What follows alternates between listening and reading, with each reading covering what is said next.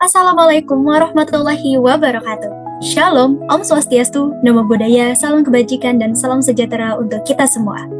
Yang kami hormati Bapak Dr. Rasidin Karokaro Sitepu MSI, selaku dosen pengampu mata kuliah komputer aplikasi akuntansi.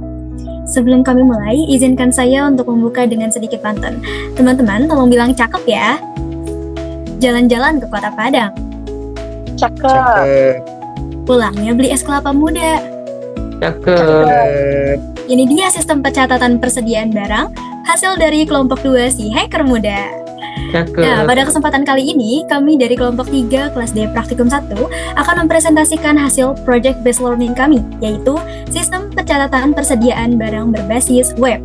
Sistem ini merupakan hasil kerjasama kami sebagai tim, mulai dari perancangan database, pengelolaan tampilan, sampai pengaturan logika pengolahan stok. Sebelum masuk ke teknis yang lebih jauh, ada pepatah mengatakan, tak kenal maka tak sayang, belum kenal. Perkenalkan, saya Nur Sabrina Le Putri dengan NIM akhir 1272. Dan saya Muhammad Arsinur Hadi dengan NIM akhir 1038. Saya Anjis Amelia Putri dengan NIM akhir 1025. Saya Nandar Jokowi dengan NIM akhir 1133. Saya Bunga Ayu Puspita dengan NIM akhir 1090. Baik, selanjutnya saya ingin menjelaskan sedikit mengenai latar belakang kenapa sih sistem ini dibuat. Jadi dalam praktiknya banyak kantor dan juga organisasi yang menghadapi masalah mengenai kesulitan menjaga akurasi data persediaan. Jadi ketika pencatatan masih dilakukan secara manual, biasanya sering terjadi perbedaan antara stok fisik dan stok yang tercatat. Tidak jarang pula muncul kesalahan-kesalahan kecil, contohnya seperti barang yang double input, barang yang tidak terhapus walau sudah tidak terpakai, atau jumlah stok yang tidak sinkron. Nah, hal-hal inilah yang jika dibiarkan terus-menerus bisa menumpuk menjadi masalah besar dalam pengelolaan barang. Di atas dasar ini kami merancang sistem yang tujuannya agar proses pencatatan persediaan ini bisa dilakukan lebih rapi, terstruktur, cepat, dan juga otomatis. Dan dengan sistem ini juga user dapat melihat daftar barang secara lengkap, mulai dari nama barangnya, kategori, harga, hingga jumlah stok yang tersedia. Dan sistem ini juga harapannya memudahkan pengguna untuk menambah barang baru, mengedit barang yang sudah ada, atau juga bisa menghapus barang yang tidak digunakan lagi. Dan setiap perubahan yang terjadi ini akan otomatis memengaruhi catatan persediaan. Jadi tidak ada lagi stok yang double input dan selalu dalam kondisi terupdate. Kami juga ingin membuat sistem ini terasa sederhana tetapi tetap kuat. Nah, artinya siapapun bisa menggunakan tanpa harus paham codingnya atau hal-hal teknis lainnya. Dan sistem ini juga harapannya mampu mengurangi human error dan membuat proses monitoring persediaan itu menjadi jauh lebih mudah. Nah, selain fungsi-fungsi dasarnya, sistem ini juga menghasilkan output yang berguna bagi user. Outputnya yang kami maksud adalah tampilan laporan sederhana yang menunjukkan data barang secara lengkap, termasuk jumlah persediaan akhir. Oke, sampai di sini kurang lebih itu gambaran awal mengenai alasan sistem ini dibuat, tujuan utamanya dan juga output apa yang dihasilkan oleh sistem. Dan harapannya dalam penjelasan ini Bapak dan juga teman-teman mendapatkan pemahaman dasar sebelum masuk ke bagian berikutnya yang akan dijelaskan oleh Arsi. Kepada Arsi dipersilakan. Baik, untuk bagian pertama kita masuk dulu nih kepada halaman data barang. Nah, fungsi dari halaman data barang ini digunakan untuk menampilkan dan mengelola seluruh data barang yang ada di gudang atau persediaan yang nantinya akan digunakan oleh klien. Ini menjadi data master yang akan dipakai pada fitur lain. Nah, kemudian apa aja sih isi dari halaman data barang? Di sini terdapat tabel, yang tabel tersebut memuat beberapa informasi penting, yaitu yang pertama ada nama barang, ada jumlah stok yang tersedia, ada harga satuan, yang mana harga satuan ini kita peroleh dari nilai barang, yang nantinya nilai barang yang kita peroleh dari perkalian jumlah dikali dengan harga satuan. Nah, tabel ini membantu pengguna melihat keseluruhan barang dengan cepat. Kemudian tidak hanya tabel, di sini juga terdapat button atau tombol. Yang pertama itu ada tombol tambah, sebagaimana yang dapat kita lihat. Tombol ini digunakan untuk menambahkan barang baru. Ketika diklik, user dapat mengisi form seperti nama barang, jumlah, dan harga satuan. Tidak hanya tombol, di sini juga terdapat action, yakni ada edit dan delete. Yang pertama itu ada action edit, sebagaimana dapat kita lihat ikon yang berwarna biru. Itu digunakan untuk mengubah data barang, misalkan jika ada penyesuaian stok atau perubahan harga. Kemudian untuk action yang kedua yaitu delete, sebagaimana dapat kita lihat yaitu ikon yang berwarna merah. Fungsinya adalah untuk menghapus data barang yang mungkin sudah tidak dapat yang mungkin sudah tidak digunakan lagi gitu. Kemudian adapun keterkaitan dengan fitur lain, terutama data barang dengan fitur lainnya, yaitu data yang ada di halaman ini akan dipakai di menu transaksi barang, yakni berkaitan dengan adanya barang masuk maupun barang keluar dan kartu persediaan. Jadi perubahan di halaman ini akan mempengaruhi seluruh alur pencatatan stok terkait dengan data barang, kemudian transaksi dan kartu persediaan. Selanjutnya akan dilanjutkan oleh rekan saya. Baik, selanjutnya selain ada menu data barang, kami juga di sini membuat menu transaksi barang. Yang mana menu ini itu adalah halaman yang digunakan untuk menampilkan dan juga mencatat seluruh transaksi barang masuk maupun barang keluar dari semua persediaan yang dimiliki oleh perusahaan. Nantinya jika terjadi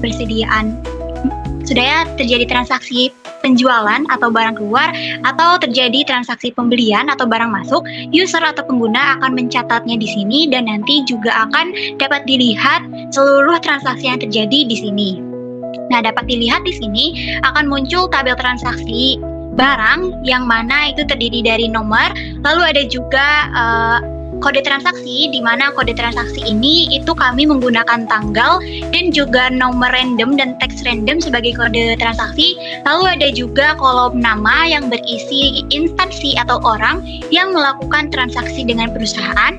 Lalu ada jenis transaksi, di mana jenis transaksi di sini itu terdiri dari dua jenis transaksi. Yang pertama ada transaksi keluar atau transaksi penjualan, di mana jika transaksi ini terjadi itu nantinya akan mengurangi stok persediaan perusahaan.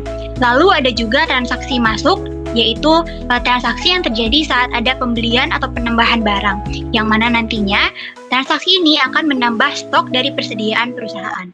Lalu ada juga kolom deskripsi yang berisi penjelasan lebih detail mengenai transaksi yang terjadi. Lalu ada juga tanggal yang berisi waktu transaksi tersebut diinput, dan ada total yang berisi jumlah nominal dari transaksi yang terjadi.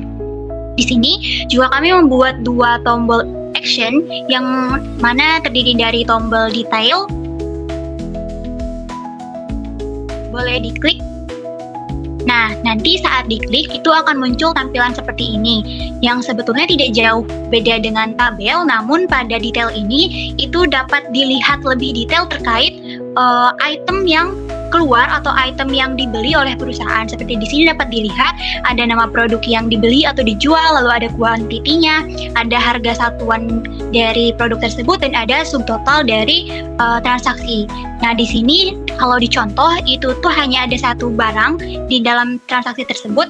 Namun jika dalam satu transaksi tersebut melibatkan lebih banyak barang, itu nantinya akan muncul list nama produk lain di bawahnya begitu. Boleh ditutup.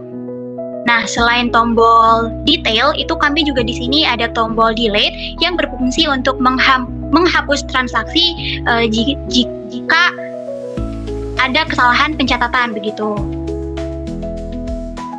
Nah, karena halaman ini berfungsi untuk mencatat transaksi, maka nantinya pengguna atau user itu dapat menambah transaksi dan menginput transaksi di halaman ini dengan cara mengklik tombol tambah di kanan atas, yang mana nantinya akan muncul tampilan seperti ini. Yang pertama ada nama PIC yang dapat diisi dengan instansi atau nama orang yang melakukan transaksi dengan perusahaan. Lalu ada juga jenis transaksi yang mana seperti yang sudah dijelaskan, jenis transaksinya itu terdiri dari dua jenis transaksi, ada transaksi masuk dan juga ada transaksi keluar. Lalu ada bagian deskripsi yang diisi dengan penjelasan lebih detail terkait dengan transaksi yang terjadi. Lalu ada juga item barang yang mana jika diklik nantinya akan muncul pilihan-pilihan berupa drop down apa saja barang yang terlibat atau yang ada di transaksi tersebut gitu. Nanti user juga akan melakukan input jumlah dari transaksi yang terjadi. Contohnya jika terjadi transaksi penjualan sebesar atau sebanyak 20, maka nanti akan dicatat sebanyak 20 gitu. Nah, jika dalam satu transaksi itu tidak hanya satu barang yang terlibat, maka nantinya user dapat mengklik tombol tambah item, di mana ini berfungsi untuk menambah item lain yang terjadi atau terlibat di transaksi tersebut begitu. Nanti setelah semuanya disimpan atau setelah semuanya terisi, user dapat menyimpan pencatatan transaksi tersebut. Baik, selanjutnya di sini saya akan menjelaskan mengenai menu kartu persediaan yang telah disediakan pada aplikasi berbasis web MyStock yang coba kami buat. Jadi pada menu persediaan ini,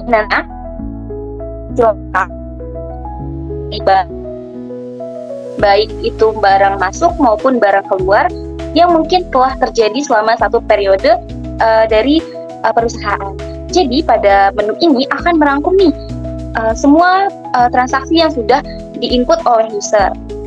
Pada tampilan awal, ini akan yang berisi informasi dari nama barang, jumlah barang, satuan, hingga total harga yang tersedia pada periode yang dipilih.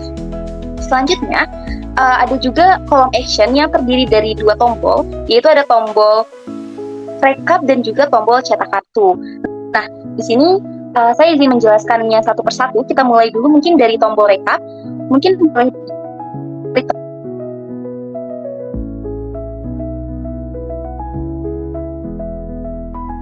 seperti ini. Jadi bagian atas dari rekap itu akan menghasilkan overview mengenai pergerakan barang yang, misalnya barang yang kita pilih untuk contoh kali ini adalah kertas HPS.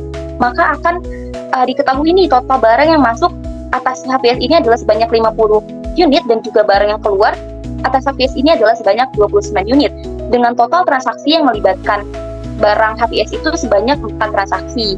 Jadi, user bisa mengetahui secara singkat mengenai tracking barang tersebut. Selanjutnya, kalau kita scroll ke bawah, itu akan memberikan informasi mengenai data lengkapnya. Tadi kan di atas sudah dijelaskan bahwa terdapat 4 transaksi yang melibatkan kertas HPS. Maka, itu akan dikasih tahu apa aja sih transaksi yang melibatkan kertas HPS tersebut. Di sini terdapat 4 transaksi seperti yang di atas ditampilkan dengan transaksi masuk dan juga transaksi keluar.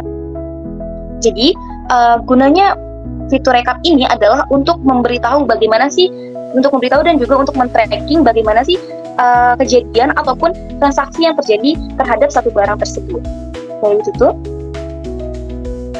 Oke, selanjutnya di sebelah tombol rekap di bagian action juga terdapat tombol cetak kartu, di mana cetak kartu ini merupakan output yang memang coba kita hasilkan dari aplikasi yang telah kami buat, di mana output yang akan dihasilkan itu dalam bentuk kartu persediaan.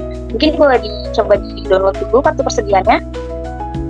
Oke, nantinya user yang ingin mengetahui bagaimana sih stok barang akhir yang tercatat hanya perlu mengklik tombol download PDF agar bisa menghasilkan kartu persediaan.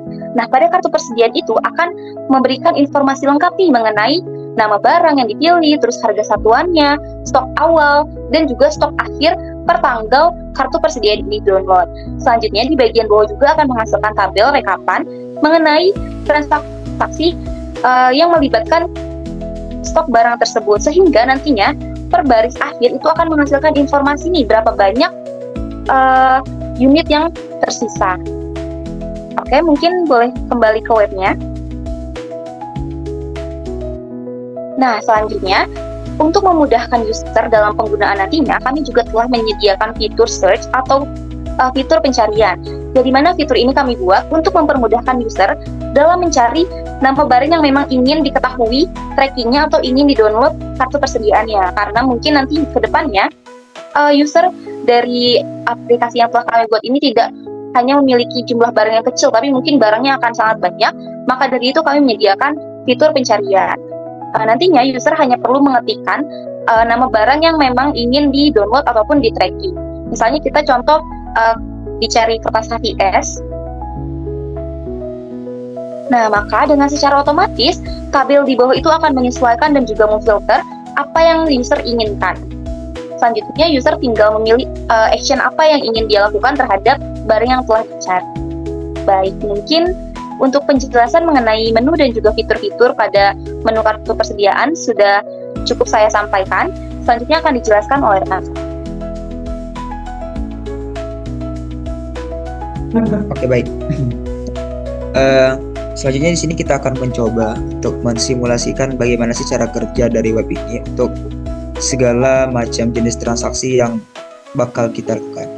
Nah, jadi di sini kita ambil contoh transaksinya. Ini kita ambil contoh transaksinya ada tanggal 25 Januari 2025 dijual 10 unit HVS kepada CV Mau Maju. Jadi di sini kita ambil aja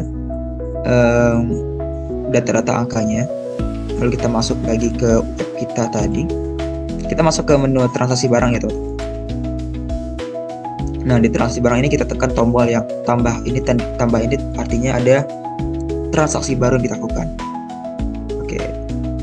Nama PIC-nya ini nama pelaku transaksinya. Dan tadi di soal atau di keterangan yang melakukan transaksi adalah kita melakukan penjualan barang kepada CV Mau Maju. Jadi sini kita tekan langsung aja CV Mau Maju, dan untuk jenis transaksinya kita pilih barang keluar karena kita menjual barang, jadi barang kita keluar.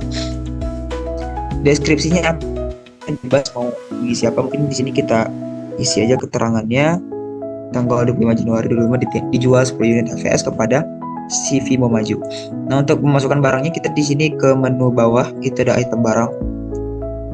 Ya, item barang kita pilih barangnya apa. Ada kertas HVS dengan stok 30 di sini. Jumlahnya berapa? CV Mau Maju itu memesan 10. Ya, 10 HVS. Tekan 10. Dan harganya udah langsung ada di sini karena ini terintegrasi dengan sistem data barang kita. Nah, karena cuman satu jenis barang doang yang dipesan oleh CV Mau Maju ini, jadi kita nggak perlu menambah itemnya. Jadi karena udah clear semuanya, udah fix, kita boleh simpan transaksinya. Oke, data berhasil tersimpan dan otomatis akan keluar di sini, tercatat secara langsung di tabel transaksinya. Jadi kita tekan di sini untuk melihat lebih jelasnya. Nah, ini detail transaksi kita yang bisa kita lihat dengan total penjualannya itu ada 250. Itu ini. Oke, ke contoh kasus selanjutnya di sini ada tanggal 27 Januari 2025 kita ini barang untuk kita gunakan untuk dijual, yaitu 50 unit selotip dengan harganya itu per unit adalah Rp2.000. Oke, di sini kita menambahkan persediaan ya teman-teman. Kita menambahkan persediaan, jadi kita masuk ke data barang. Kita tambah data barang kita karena tadi dia pesan solatip. Jadi karena di sini belum ada solatip, jadi kita harus menambah barangnya terlebih dahulu. Kita tambah barangnya, nama barangnya adalah selotip. Oke, jumlahnya tadi dia mesannya ada 50 dengan harga satuan adalah Rp2.000 ya. 2.000. Kalau udah fix semuanya, udah clear, kita boleh simpan. Oke, di sini keterangan data berhasil ditambahkan dan otomatis akan tertambahkan di tabel data barang ini. Udah kelihatan semua. Oke, kita ke selanjutnya. Di sini juga ada di kartu persediaan barang juga udah otomatis tertambah ini solatip. Kita bisa lihat trackingnya ya. Nah, karena kita baru masukin, jadi belum ada transaksi sama sekali untuk barang solatipnya, jadi masih 00 semuanya. Dan untuk cetak kartunya juga bisa di sini. Untuk yang barang baru kita masukin, kita tekan langsung aja cetak kartu dan kita tekan.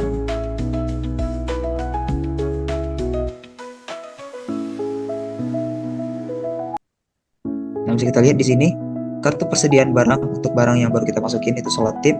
Belum ada transaksi apa-apa untuk solatip karena baru kita masukin barangnya. Jadi cuman tersedia stok awal dan stok saat ini aja.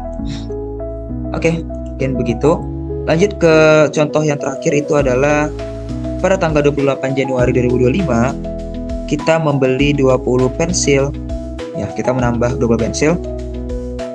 Dengan harga satu pensil itu ada Rp1.500. Kita langsung ke webnya aja. Kita tekan menu transaksi barang, tambah transaksinya.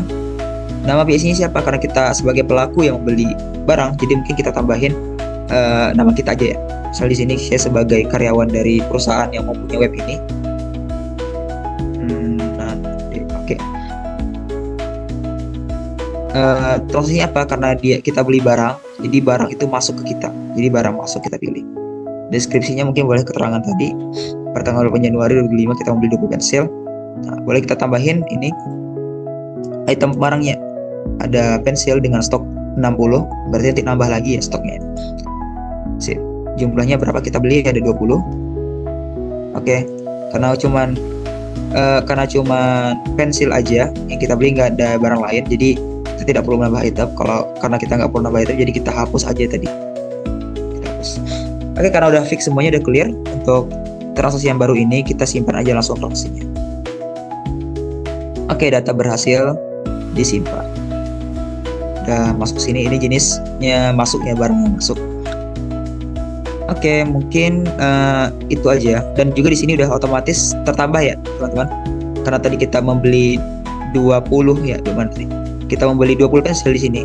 Jadi otomatis yang mana tadi sebelumnya data barang kita itu cuma 60, dan di sini kita nambah lagi ada 80 pensil. Jadinya 60 tambah 20 hasilnya 80 dan menambah barang kita. Di kartu persediaan juga kita lihat bagaimana hasilnya itu di kartu persediaan pensil. Nah, ini juga 80 ya tulisannya. Kita lihat trackingnya. Oke, trackingnya. Nah, tadi baru masuk ya. Nih, story-nya baru masuk 20 pensil yang baru kita masukin tadi. Dan untuk di kartu ininya, cetak kartunya bagaimana? Di kartunya. Kita lihat. Oke, aman ya. Sip. Mungkin aja untuk simulasi dari aplikasi yang udah kita rancang. Web ini kita rancang udah clear semuanya. Untuk selanjutnya saya serahkan ke rekan saya, Dina.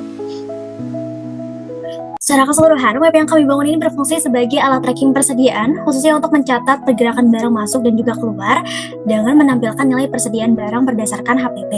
Nah, meskipun fiturnya masih sederhana, web ini sangat memungkinkan untuk dikembangkan lebih jauh, seperti laporan keuangan yang lebih lengkap, sistem notifikasi stok menipis, hingga integrasi dengan modul penjualan.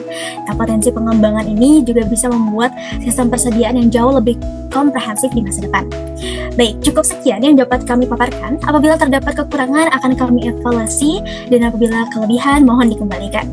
Ikan hiu makan tomat. Segini dulu kami pamit lewat. Sampai jumpa Bapak terhormat. Terima kasih atas perhatiannya. Wassalamualaikum warahmatullahi wabarakatuh.